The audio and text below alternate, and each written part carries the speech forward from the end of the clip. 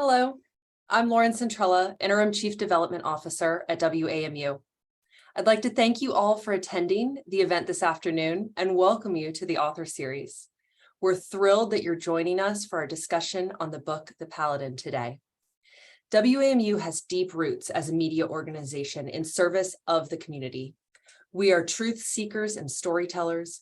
We strive to expand our listeners' horizons, stir their souls, and help them engage in real and meaningful ways with their local, regional, and global community. And these author series do just that. This event and others like it are possible because of your donations. In this season of giving, please consider making an additional donation at dianerehm.org/give. It's the donations made by you that help us produce these events. And now, please welcome our host, Diane Rehm. Thank you, Lauren, and welcome to the latest conversation in my author interview series, part of the Diane Rehm Book Club. Today, we have the honor of welcoming David Ignatius, spy novelist and foreign affairs columnist at the Washington Post. He's covered the U.S. intelligence community for decades, and for nearly that long, he's transformed the true stories of his reporting into thrilling tales that explore some of the biggest international issues of the day. His latest is his 2020 work, The Paladin, where he turned his focus to cybersecurity and the growing threat posed by disinformation and artificial intelligence. He joins me now to discuss that and much more. And if you have questions for David, type them into the Q&A box, and we'll try to get to as many as we can. David, welcome, and thank you for joining us. Diane, I'm so pleased to be with you. I think I was first on your radio program nearly 40 years ago in the 1980s. I've loved chance to work with you, talk about issues that matter, and it's a special pleasure to talk about this book today. I was lucky enough, as I hope others were, to listen to the last hour's conversation by three people who had read the book and had really interesting things to say about it. So it's great to be here. I'm so glad. David, tell me how your ideas for a novel begin. You've written 11 spy novels. What is it that triggers you to an idea for a book? Diane, often I begin with subjects that interested me in my journalism that I wanted to take to a different place. I wanted to unpack in a way that you can't do in a 750 word column or a 2,000 word news story, but you can do in a deeper, richer way in the 100,000, 120,000 words of a novel. My first novel, Agents of Innocence, which was published in 1987, came out of a story that I had published in the Wall Street Journal in 1983 about how the CIA had recruited Yasser Arafat, the PLO's chief of intelligence, and run him as an American asset for 10 years until he was assassinated by Israel in 1979. It was an extraordinary story. I worked on it for 2 years, largely in Beirut when I was Middle East correspondent for the Journal, and published it in 1983. And then the aftermath of that article coming out, the CIA officer who had run the operation, a remarkable man named Robert Ames, was killed in the car bombing of the American embassy in Beirut. And so many of the agents who had loved this guy, just believed in him, needed to grieve. And they began to tell me kind of things a journalist quite properly doesn't hear, the details of operations. And so that led me to write my first book. It was published in 1987. I have to be honest and say that nobody, I mean, not a single American publisher wanted to publish that book. Huh. And W.W. Norton, still my publisher, agreed only if I would promise to give them a work of nonfiction, which was what they actually wanted from me. They thought it was sort of ridiculous that I imagined I was a novelist. But that's how I got started. And then the books came one after the other, again, often about things that I'd been reporting on up until this most recent one. I'm now, I hope, almost halfway finished with my 12th book. And it's just been a deep pleasure for me to be able to take the subjects that interest me as a journalist and take them into a different space, make them richer. Don't tell people at the end of the column, so you should think this, but give a subtler portrayal of the issues and how complicated they are. Can you talk about the relationship between fact and fiction in this book, particularly in The Paladin? Somebody, I should say, Diane, once said to me, David, you only tell the truth in your fiction. And I hope what that meant was you only tell this broader, more nuanced version of things with a novel. This book began with two things that interested me. One was the character of Michael Dunn. I got my start as a journalist in Pittsburgh, and the way in which that part of Pennsylvania, the whole Rust Belt around it, was crushed over the last few decades as manufacturing, steel business, but most manufacturing just went away and left behind ghost towns almost, and people who were deeply angry at what had happened. I wanted somebody from that world as my character, who's carrying that burden of anger and experience.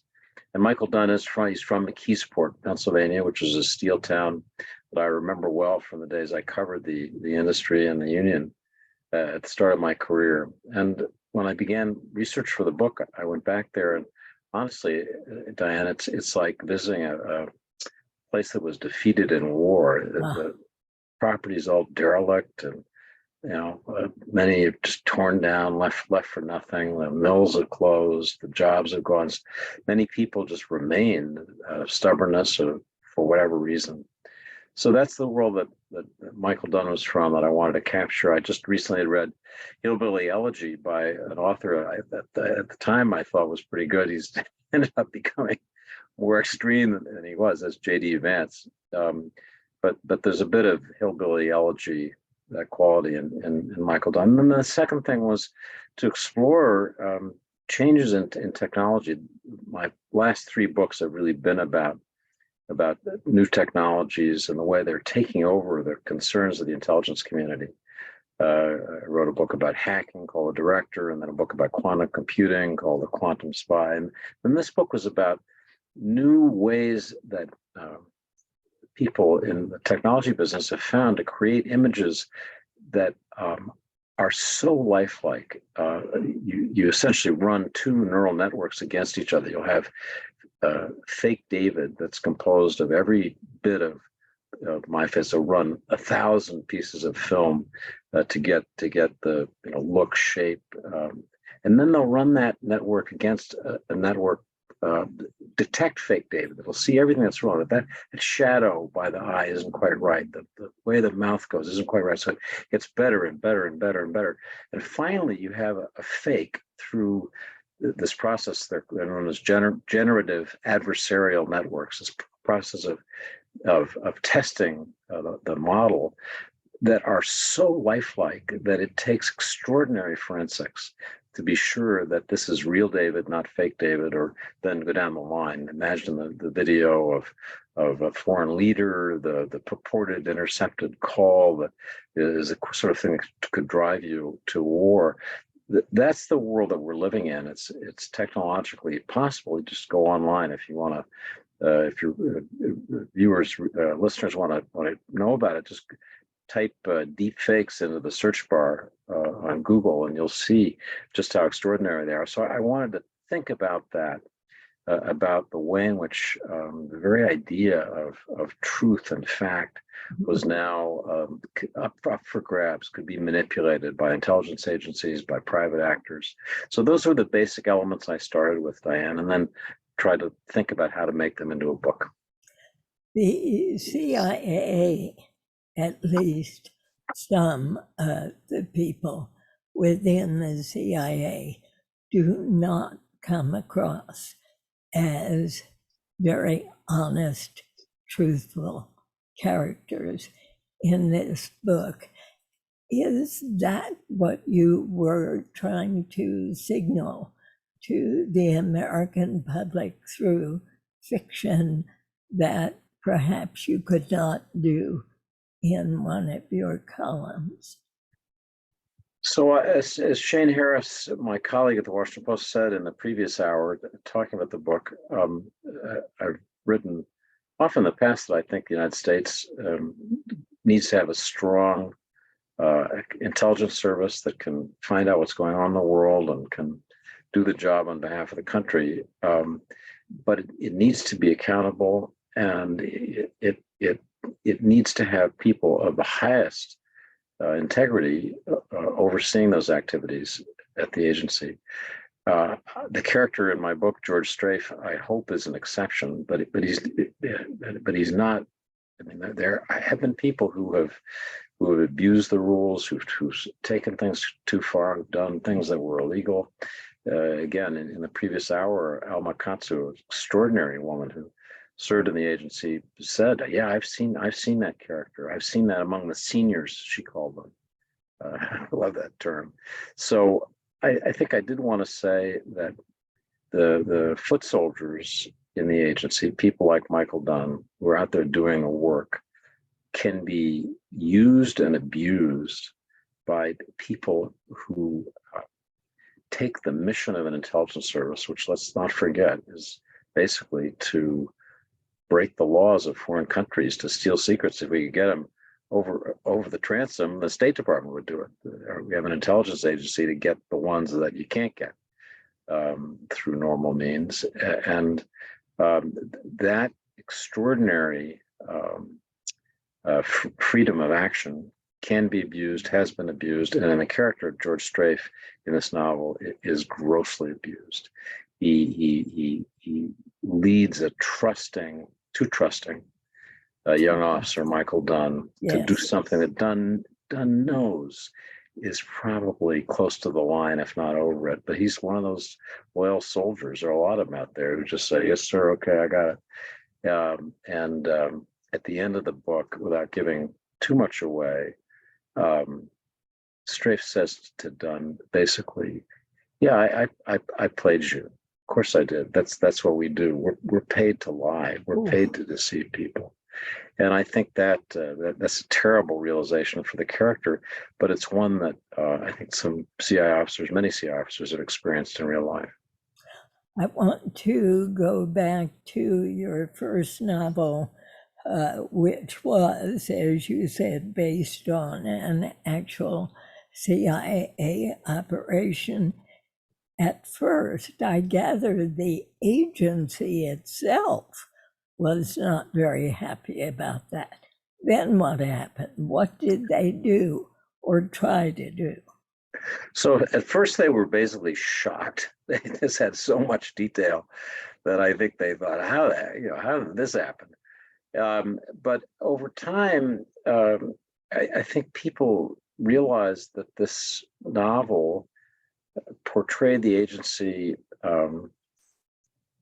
in a good light, maybe at its best, in a very subtle, complicated operation that saved a lot of American lives. It was as morally ambiguous as anything that you can imagine. Think about it. The United States was recruiting the head of what at the time was a terrorist organization. The person who the CIA worked with, his name was Ali Hassan Salameh, had been part of Black September, which was responsible for the deaths of the Israeli athletes in Munich. I mean, from Israel's standpoint, this was a terrorist, no question about it.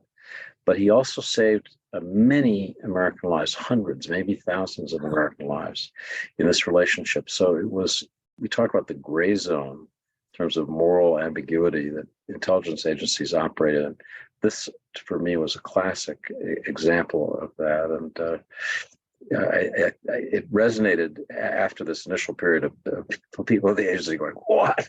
There was then a period where they actually began, I'm told, recommending it to young officers and to people who were curious about applying to the agency. And, I mean, it seems like a whole generation of operations officers read the book because it's no particular merits of the book. It is an accurate account of what they do. And so they would give it to their mom and dad and say, want to know what it's like? Here's this sort of explains it. Which was flattering for me, but just illustrates really the extraordinary story that I was telling, drawn from the sources who shared facts with me.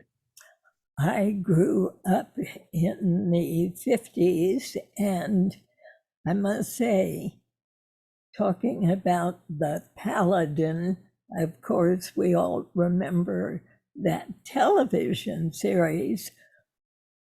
Why did you use this title? I am like you, Diane. I remember Richard Boone was the star of the Paladin. And you remember the slogan was, "Have gun, will travel." Will travel. And he was an elegant man dressed all in black. He had a Chinese American servant who worked with him. And I always thought he was a super cool character in TV of that time. And the Paladin just has an interesting, mysterious ring. The Paladin, in fact, in historical fact, were a group of sort of French knights who worked together to protect the monarchy, the things that were precious to them. They were a kind of mysterious brotherhood. We think of the Knights of the Round Table. This was a French version, and it survives. There are video games that have the Paladin. It's a motif that people have used often, but it just seemed like the right kind of title for this, knight errant, if you will. It was my character, Michael Dunn. He creates a fake company and uses the name, the Paladin. He finds that the group he is investigating goes way beyond hacking, beyond disinformation, to something else. What is the group he's after, aiming for? Let me just back up a little bit and tell you how he gets to that. So the book opens with Michael Dunn's life shattered. He's just getting out of prison. We served a year in prison for violating the law in an operation against a target that was an American journalism organization. It was said. And so the first half of the book is him trying to understand what happened to him. How did he wreck his life? How did he destroy his career? He did something terrible, but betrayed his wife and ruined his marriage. And we don't really get to that point until the middle of the book. So it's kind of a damaged man trying to understand how did my life come apart. And a part of it is that he was asked to investigate a group operating in Europe, headed by an American named Jason Howe, called Fallen Empire. And Fallen Empire, as was said in the previous hour by Shane Harris, is a kind of WikiLeaks-like group that publishes stuff on the web. And he gets deeper and deeper into it, and he begins to see that they're not just publishing information, they're publishing information that they create. In other words, they're publishing deep fakes, they're publishing imagery and sound that they're inventing because they have extraordinary technology gifts. And this is, again, drawn from life. There was an Italian hacking group that was just about the best in the world in the mid 2010s. And so as Michael Dunn penetrates this group to try to get its secrets, which is what he thought he was ordered to do, he discovers more and more about what they're doing. And then for reasons, I want to say people should read the book to find out exactly why, his boss, who sent him on this assignment, basically pulls the rug out from under him and leaves him high and dry. But he was trying, Diane, to understand this technology that was so powerful and that, as I was saying earlier, it exists absolutely in real life and is something people should worry about. You and I are both the fortunate recipients of the Urbino Prize, Urbino being an ancient town in Italy, where we were both feted and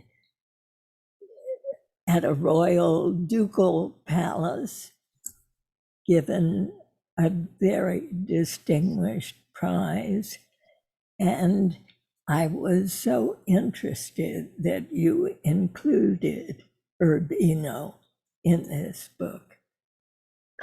So as you know, but our listeners may not, Urbino is a magnificent fortified hill town near the Adriatic coast. And everybody knows Florence and Siena and the beautiful towns of Umbria and Tuscany. But very few people know Urbino. And they should, because it has survived because it's not frequented much by tourists, with much of the look and feel of the time when it was the most powerful city-state in Italy. What Urbino had under Duke Federico was a mastery of the technology of war at the time. Urbino could build siege engines to break into fortified cities or provide you with technology to defend your city that was better than anybody had. And so every other city-state in Italy paid them to basically for defense. The Vatican paid them, Florence paid them, everybody needed little Urbino. So it got rich, it drew all the great artists and writers in Italy at the time. And then suddenly they fell on hard times, that they had an unfortunate succession. And within 100 years, this jewel of Italy had just been abandoned.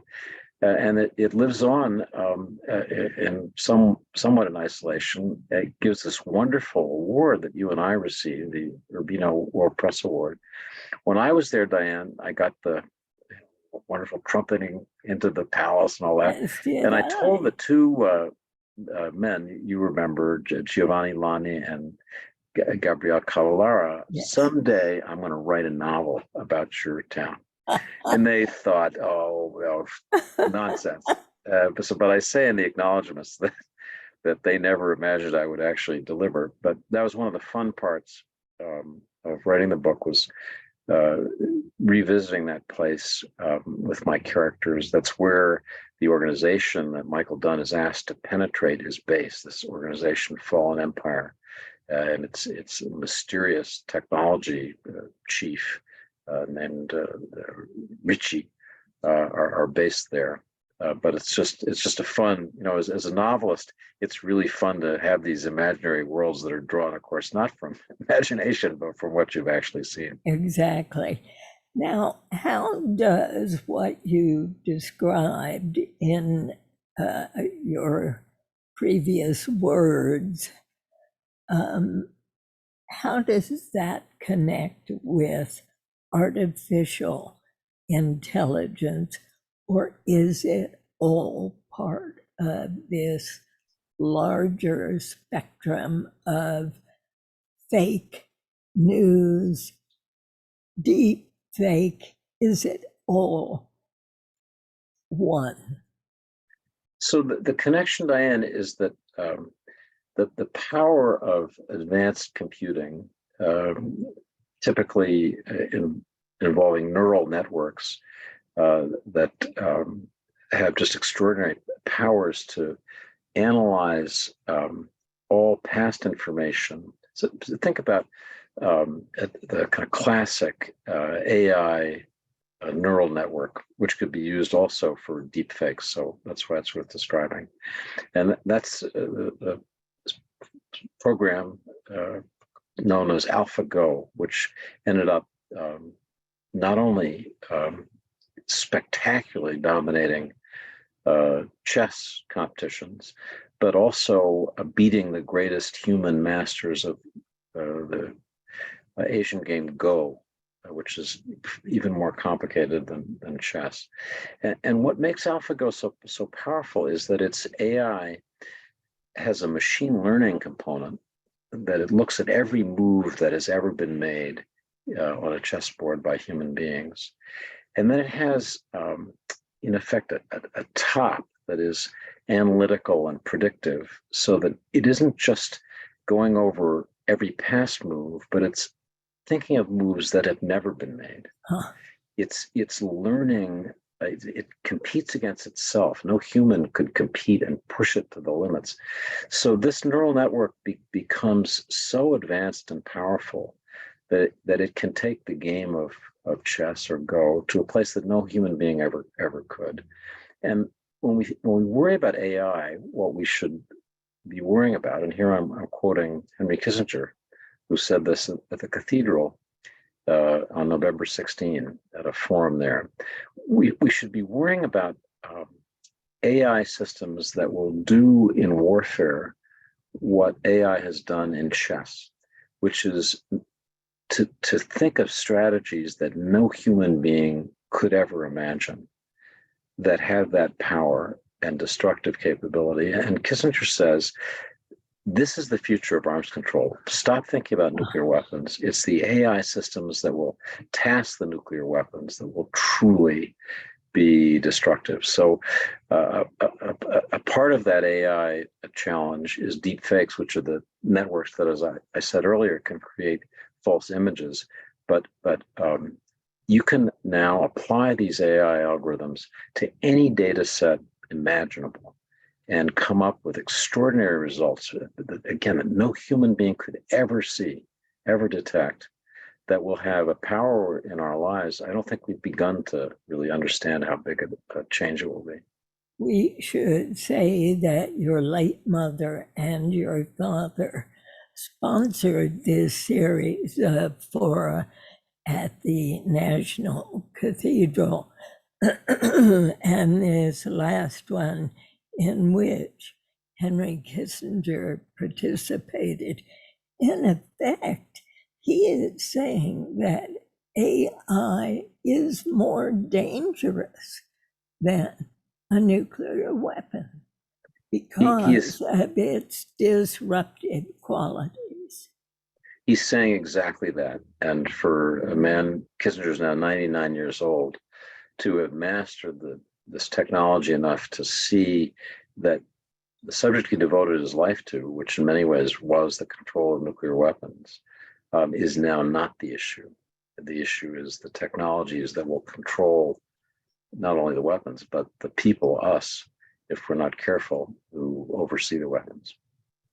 So you are including AI in this novel to, through fiction, again, alert your readers to the fact that this significantly dangerous yet useful in terms of the spy world, in terms of what spying and intelligence agencies do, it can be useful. So AI can be fantastically useful. Just think of applying that level of calculating power, analytical power, to the problems that people often cite: drug design or creation of new materials. And there'll be whole categories of things that that we can't imagine now. I should just say that 10 years ago, I decided that the ground of the spy novel — I'd written a bunch of spy novels that had mostly been set in the Middle East, where I'd been a correspondent — was going to change. That the spy novel was going to go to zeros and ones, if you will. It was that the issues that mattered were going to become technology issues. So I wrote one novel called The Director, about a director who comes in from a tech company to run the CIA and is dealing with a kind of insider threat, somebody like Edward Snowden turned out to be. I had finished the first draft of that book just as the Snowden story broke, and what Snowden had done in real life was so much more interesting than the novel. I had to start basically from scratch. And then I wrote a book after that called The Quantum Spy, in which we were talking in the previous hour about more diverse characters. This was about a Chinese American CIA officer who is tasked with understanding the Chinese quantum computing program, and who ends up feeling that he's being seen simply in terms of his Chinese ancestry, both by the CIA and by Chinese intelligence, which is trying to manipulate him at the same time. That he has that kind of dual identity that drives him. So, and then this book, The Paladin, each of them about technology, and I think to say to readers that these problems are so central now to what spy agencies do. Mm-hmm. Oversight by the people who run the agencies is much more difficult. The dangers of abuses I think are far greater than they've been. So again, just trying to keep up in my fiction with what I see happening in real life now. Give me an example of an abuse that an agent might use for his own purposes.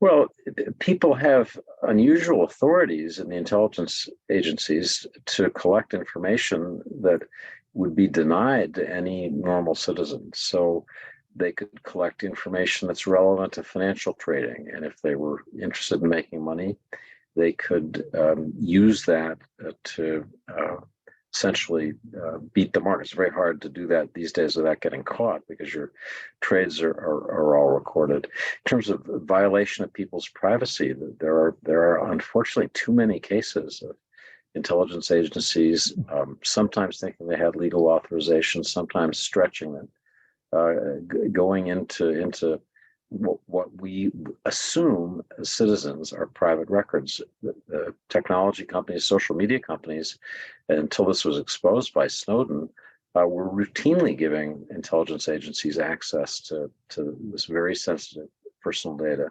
So the ways in which this can be abused are very broad. It's one reason that we're lucky to have intelligence committees in Congress that look very carefully at how the CI and the other intelligence agencies are using technology. And we now have the Director of National Intelligence under Ariel Haynes, a serious person, a lawyer, I think takes ethics pretty seriously, providing some oversight internally within the intelligence community.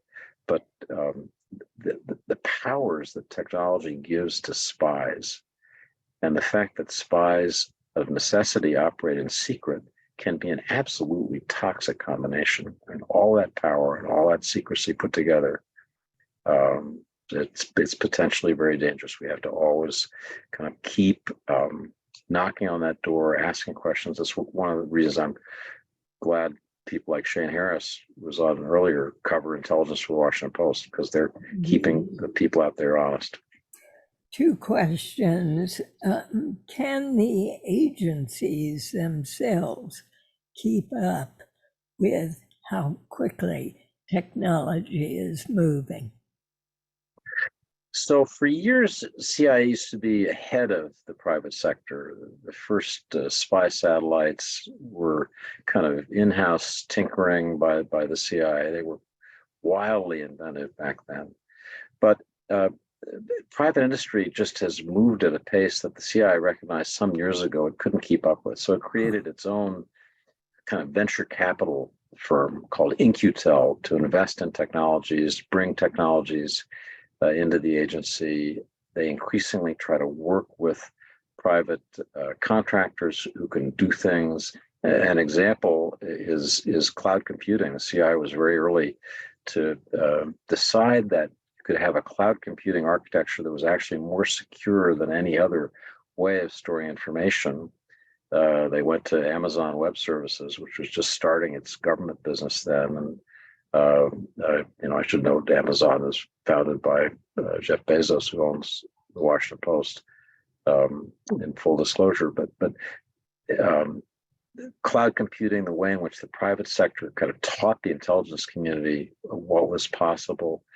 I could give dozens of other examples. There's now a whole directorate in the CI called the Directorate of Digital Innovation that's seeking to look at each new technological advance and then how can we use it? How do we get people on it? And the private sector is much more willing to cooperate now with the CIA and other intelligence agencies than was the case immediately after Snowden. I think in part because they see threats like this terrible war in Ukraine, and they want to try to help do the right thing. And that takes me to another question from Steve, who says, how does Russia's use of misinformation compare and contrast to the AI-enabled false events in this novel? So obviously I was encouraged to think about these themes, watching the disclosures about how the Russians were trying to manipulate our elections in 2016. That's when I was beginning to think about the book. And as we remember, the Russians had a whole internet research agency, they called it, in St. Petersburg, that was existed to put out manipulative information, to create false identities in American social media, on Facebook, principally, but throughout social media. And often they didn't care which side they were on. They'd have a wild right-wing fictitious personality tweeting or retweeting, posting inflammatory content. They'd have somebody who was posing as a Black Lives Matter activist doing the same thing on the left. They just wanted to burn the system. They wanted to sow mistrust so that Americans would stop believing anything. And you know what? One of the scariest things about what the Russians tried to do in 2016 is that they were eerily successful in that. Americans in the years since then have grown increasingly less confident in their media, in their political system, and the reliability of information. Often they're right because people have become more and more manipulative. But that was really the Russian goal, was to make us mistrust the flow of information, and in that way paralyze our democracy. So that again was part of the background of this novel. That's what the people who Michael Dunn sets out to investigate are up to. So there you are with a foot in both worlds, one as journalist, one as fiction writer. What do you see as the role of journalism in navigating this whole world of blurred reality? So, Diane, the first thing, obviously, is to do our job of establishing what's true in a world where sometimes you have to put truth in quotation marks because it's asserted to be true. How do we know it's true? And so that's crucial. Again, and that Shane Harris. scares me that you put truth in quotation marks. Well, people have talked about this as the post-truth era. I don't believe that. I just think that until the purported truth is examined, until you interrogate the facts to make sure they're real facts. I've had an interest for some years in digital forensics, and I've said that we ought to do with information in the news media what people in the art business do in establishing the provenance of a painting. So if you want to buy a painting, let's say you want to buy a Picasso, and you want to establish that it's real, that it wasn't a forgery created by somebody. So you look at the chain of provenance from the moment it was created. Who was the first buyer, and then what museum did it go to? Each chain along the way to it coming into your hands. And that's essential. And we need to do this something similar with information. We need to know, where did this fact originate? What other facts did it hang out with in its progress toward you? What potentially manipulative organization touched this fact on its way? Are there signs? And there are, thank goodness, in digital forensics, ways to get just slight mistakes in the pixelation of an image, ways that you can tell that while it supposedly comes from Iran, actually it was shot, and there are all these really weird ways. You can read the book to find out the details of establishing that no, it couldn't have been there because of ways in which the image is altered by the place in which it was created. Just little tiny electronic signatures. So this is going to be part of journalism going forward. I don't mean to say that people should assume that they're living in a world of fake news. They just need to be good consumers. People need to, it's like the water that you drink or the food you eat. You want to make sure it isn't polluted and that's safe. And people, that's not a job that I can try to do that for you, but the responsibility in the end is with the consumer of information to be responsible. Make sure this is real, this is factual. And if people do that, then we'll get through this period just fine. But of course, one of the most blatant examples that a photograph of weapons of mass destruction that took us into war in Iraq. I mean, how am I, an ordinary citizen, even with all the resources I had at that time, how am I supposed to figure out that was fake, that photograph had been manipulated and took us into war? Well, that may have been the biggest mistake, one of the biggest mistakes in intelligence history. I mean, it was not just you who accepted the photograph, but the CIA analysts who signed off on it. And that mistake was so consequential that it taught a generation of CIA analysts, near as I can tell, to be much more careful, much more cautious in their judgments, to do more of what I was saying, interrogate the facts. How do you know that this is true? How do we know that the source here is reliable? Looking back, it's amazing all the red lights people went through on the way into Iraq. But I think that people did learn something from that. An example, Diane, that's really interesting is the CIA's and the intelligence community's reporting about Russian plans to invade Ukraine. So back in October, more than a year ago, U.S. intelligence decided with a high degree of confidence that the Russians weren't just doing exercises on the Ukrainian border; they were going to invade. Yeah, and that this was real. So they began going around to our allies, warning them, and going to the Ukrainian government and saying, this is going to happen. And initially, a lot of people were skeptical, and they cited the Iraq war. They said, "How do we know that this isn't just another WMD scare? How do we know that you're not just making this up for your own purposes?" So there was that skepticism. I think the quality of CIA, U.S. intelligence information about Ukraine, about what Russia was doing, turned out to be so accurate, and Russia's activities so horrifying that the CIA, deserves and has more credibility now than it did certainly at the time of the WMD fiasco. But the making mistakes in this realm when people are trying to manipulate you, that's it's frightening, because the consequences of nations being driven to action by false information are catastrophic.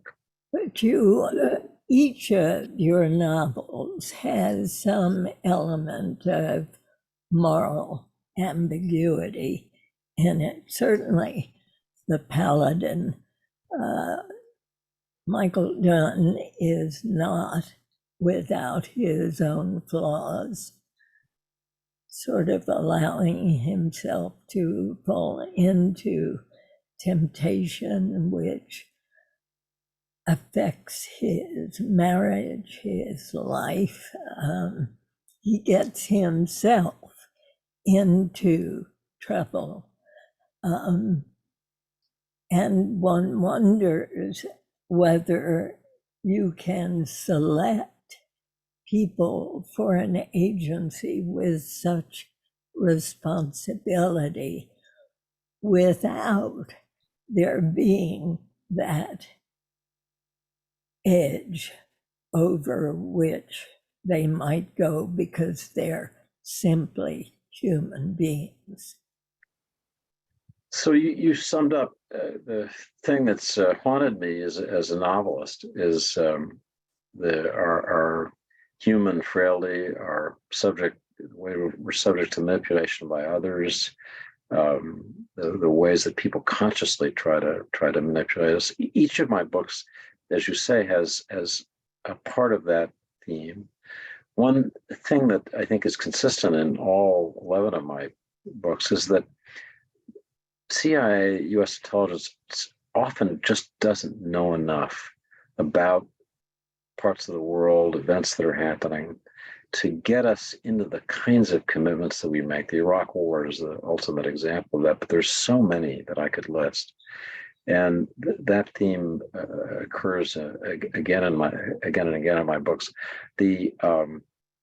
I think, generally speaking, American intelligence officers are well motivated, as Alma Katsu, your guest in the previous hour, illustrated. These are people of very high quality. They think about doing the right thing. They're not the kind of caricatured figures that we see often on TV and in the movies. They're people we'd recognize if we saw them in the supermarket as decent people. But they're in a system that, because it's so secret and has so much power, can lead to enormous damage. So those are the issues that have interested me as a novelist. and as a journalist both, it's easier to get at the kind of the questions of human motivation in a novel, obviously, than it is in a newspaper story. It's just very hard to get to that terrain. One of our listeners wants to know your recommendation with which of your books to start with. Well, we always like to say start at the beginning. My first novel, Agents of Innocence, still has a very wide readership in the intelligence community, and it's a book I'm proud of. It's sort of like asking which of your children do you love the most, and the answer, in truth, is you can't answer that. You love them all, equally in different ways. But that's a good place to start. If people are interested in technology, my last three novels, The Director, The Quantum Spy, and the book we're talking about, The Paladin, engage these issues of modern technology in a particular way. One of my books was made into a movie starring Leonardo DiCaprio, which was really cool. That's called Body of Lies, and people might be interested in that if they've seen the movie, or maybe if they haven't seen the movie and want to read the book.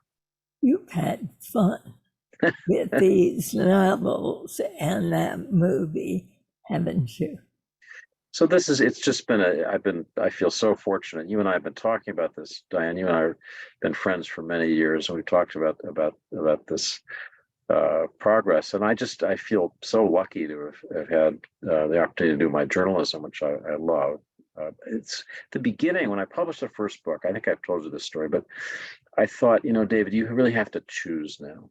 I mean, the first book was pretty successful, and I thought, okay, you're going to have to give up your newspaper work and be a novelist, because and I just couldn't. I wasn't sure I could make a living. I had three children. I thought, but sometimes you think I have to make a choice. And in this case, I didn't, and it was right not to make that choice. It was right to do them both. I'm sure I never became the novelist that I might have, but I was able to, keep up with my journalism, write these columns, and your journalism informs your novels. Yes, they're all part of the same. But I do remember that moment where you think, okay, here's a fork in the road, and it's the fork I didn't refuse to make a choice on. I'm glad. I want to go back for a moment to Henry Kissinger, because he is calling on controls of AI similar to that of nuclear weapons.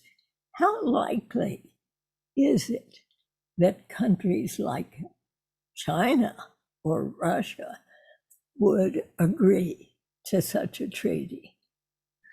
So it's very unlikely initially that they would agree to a treaty, or indeed that we would agree to a treaty.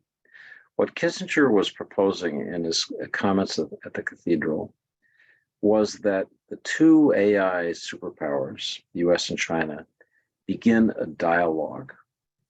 We have a language of arms control with nuclear weapons with Russia that was the product of decades of work by Kissinger and so many other arms control negotiators. And so that's something that we have with Russia that gives a degree of stability that people may not always be aware of. We don't have anything like that with China. The area where, and the reason is the Chinese refuse to talk about nuclear weapons until they have parity with the US and Russia. They just refuse to have any negotiations at all.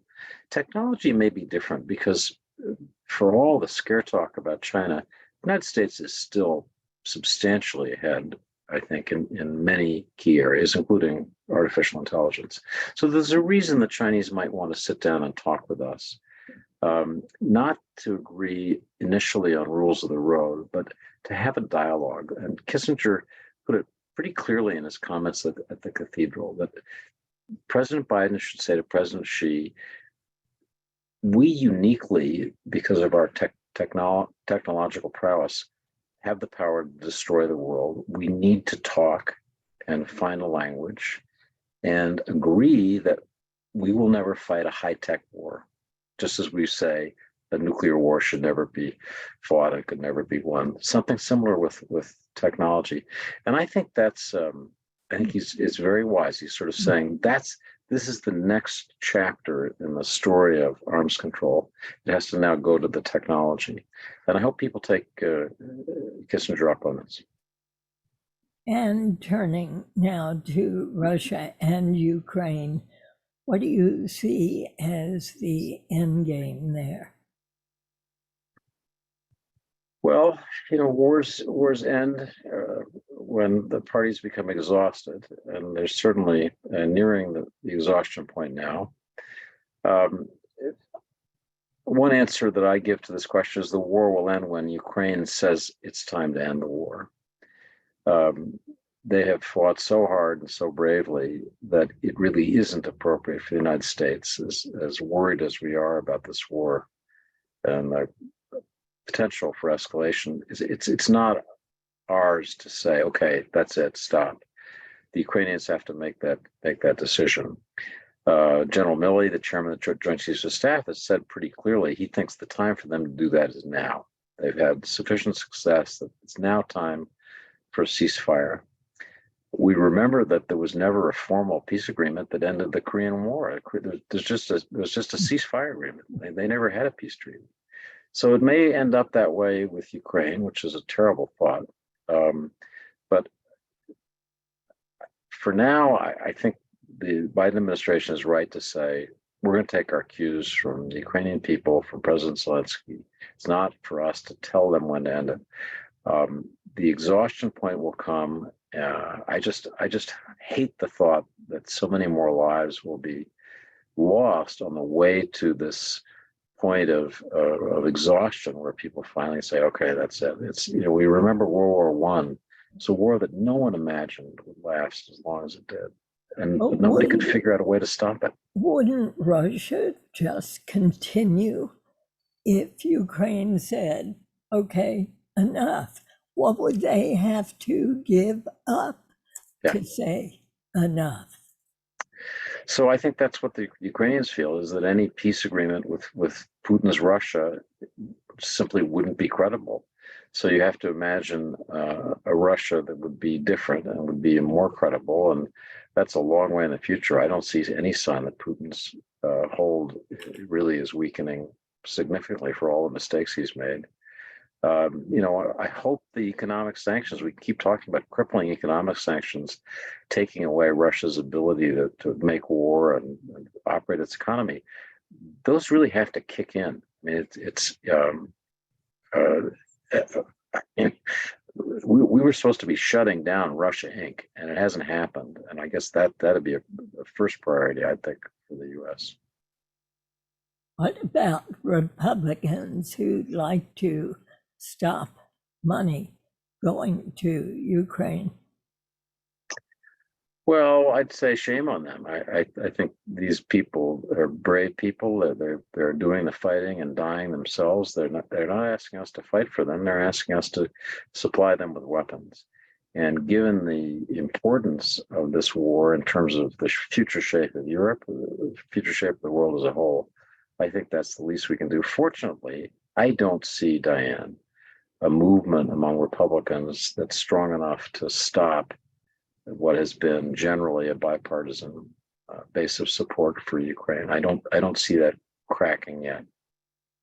I hope you're right.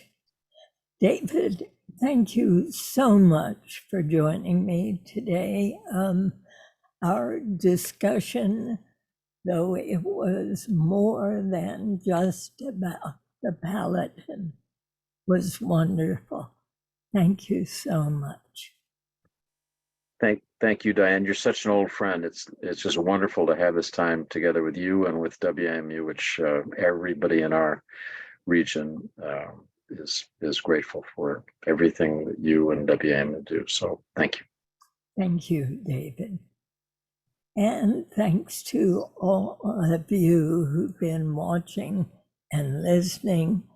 I want to tell you that there will be no book club meeting in December, but rather as our gift to you, we're going to make available all of the past year's book club discussions and author interviews, which I hope you can enjoy during the holidays. Our next live meeting will be on Wednesday, January 25th, 2023. We'll discuss the novel Pachinko by Min Jin Lee. And you can watch your inbox for more information. Before you go, please take a minute to fill out a short survey about this event that's going to pop up on your screen. Our book club is produced by Allison Brody. Rashad Young is our engineer today. Yan and Zhang is our events manager. We couldn't present this event without the support of Ali Dickman, Virendra Silva, Lawrence Centrella, James Coates, Dave Tate, Jerry Washington, and Michelle Morgan. A very special thanks to all of them and to you. I wish you all a very happy and safe holiday. I look forward to seeing you again in the new year. Thanks a lot.